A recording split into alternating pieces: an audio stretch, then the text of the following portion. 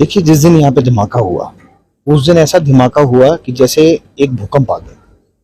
और मैं तो उस दिन भी बोल रहा था यहाँ पे कि ये तीव्रता इस प्रकार की थी कि जैसे एक भूकंप का रिचर्ड स्केल 7। अब देखिए कि यहाँ पे जो दुकानें हैं, यहाँ के शीशे टूटे, बड़ी दूर तक जो है यहाँ पे वाइब्रेशंस गई। और रिपन हॉस्पिटल, खलीनी, लक्कड़ बाजार और इवन जाखू के ऐसा लगा कि जैसे पेड़ गिर रहे हैं। और कहीं इतनी बड़ी वाइब्रेशंस जो है देखने को मिली। और उसमें सारा यहाँ पे जो एक दहशत का माहौल रहा। और जब हमारे जो बच्चे हैं जो मिडिल बाजार में रहते हैं, वो भी लगातार स्पॉट पे गए और उन्होंने बोला कि यहाँ पर जो है ना तो सिलेंडर के टुकड़े मिले, ना यहाँ पे जो है वो कोई अग्नि का निशान मिला, ना यहाँ पे कोई इस प्रकार का जो है वो विस्फोट का कोई निशान मिला। तो है क्या। फिर उसके बाद जो है यहाँ पे अनेकों प्रकार के जो है दौरे भी किए गए। फिर उसमें ये बार बार निकल के आ रहा था कि एलपीजी का रसायन है। अगर एलपीजी का रसायन होता तो शायद एलपीजी पहले भी फटते आए हैं। आप देखेंगे कि जाखू में हॉली लॉज के सामने भी सिलेंडर फटे, पर इतनी गूंज नहीं आई। ये कुछ चीज अलग थी, इस प्रकार जो है सबका मानना था।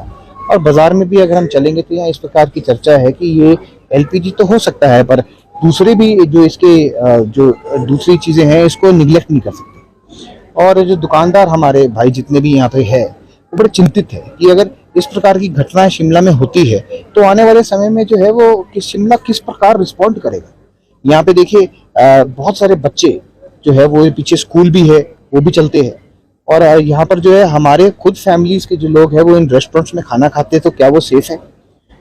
दुकानदार जो है वो ये बोलता है कि ये बिल्डिंग तो शुक्र है पुरानी थी, गिर भी सकती थी पर बच गई, शायद धज्जी दीवारें थी इसलिए बची। उसके बाद जो है ये बार बार एक चर्चा आती है कि एक जिलेटिन स्टिक होती है, वो आर्मी यूज करती है, हो सकता है उससे जो है पत्थर वत्थर जो है वो ब्लास्ट किए जाते हैं। तो क्या वो ब्लास्ट तो नहीं हुआ, किसी और प्रकार के जो है वो ब्लास्टिंग तो नहीं हुई है। तो एक बारी जनता जो है असमंजस में, और प्रश्न चिन्ह जो है बार बार खड़ा होकर आ रहा है। और जनता मेरे ख्याल से हिमाचल में जो शिमला है, यहाँ पे जो है रेजिडेंट्स ऑफ शिमला है, यहाँ रिहायशी जनता है, रिहायशी दुकानदार है। और यहाँ की जो प्रबुद्ध फैमिलीज है वो अगर आप देखेंगे 50-50, 70-70, 30-30 साल पुरानी है। तो शायद उनको जो है वो सच्चाई जानने का अधिकार है और उस सच्चाई जानने के अधिकार को रोकना नहीं चाहिए। और ये है कि जस्टिस मिलनी चाहिए इस पूरे केस को, और जनता के सामने जो है वो तथ्य आने चाहिए। एक व्यक्ति की जान गई, उनके ऊपर क्या बीत रही है वो जग जाहिर है। वो बेचारे, उनका क्या कसूर था, मंदिर से जो है वो एक छतरी लेके चल रहे थे और वो ब्लास्ट में मारे गए। इस प्रकार कई लोग जो है वो सीरियसली इंजर्ड भी हुए, 12, 13, 14 की संख्या इस प्रकार सामने आई, उनका भी कोई कसूर नहीं है। और आपके सब जितने भी भाई है, चाहे आप चंबा, सिरमौर, किन्नौर, लाहौल स्पीति, आप कहीं से भी ले लीजिए, वहां पे लोग जो है दुकानों में काम करने आते हैं। तो क्या उनका कसूर ये होगा कि वो अपने घर के लिए 2 रोजी रोटी कमाने यहाँ आए और उनके साथ कोई घटना घट जाए। इस तरीके की बहुत सारे एंगल्स है वो यहाँ पर सामने आए हैं।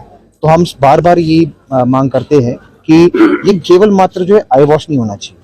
और आज एनएसजी आई है, एनएसजी के आने से जो एनआईए की इंक्वायरी है उससे हमें लग रहा है कि कहीं ना कहीं हमें जो है एक स्कोप मिलता है कि इसमें जस्टिस मिलेगी, चीजें सामने निकल कर आएगी और जो असलियत है वो जनता के समक्ष आएगी।